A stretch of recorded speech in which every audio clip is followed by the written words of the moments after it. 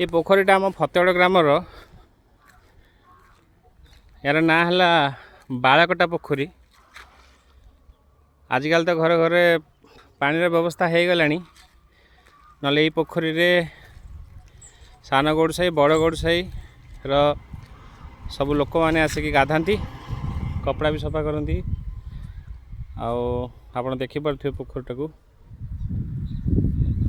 आम घर एमती छोट बड़ हो कम से कम 20टी पोखरी अच्छी। आ से पोखरी भितर ये बालकटा पोखरीटी अन्यतम।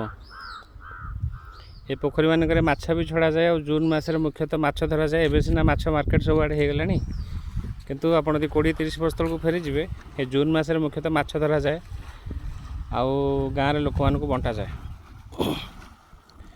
यही पोखरीटा आमर एपटू फतेगड़ रु आसबे बिजुपुर जी जस्ट रोड को लगी बालकटा पोखरी।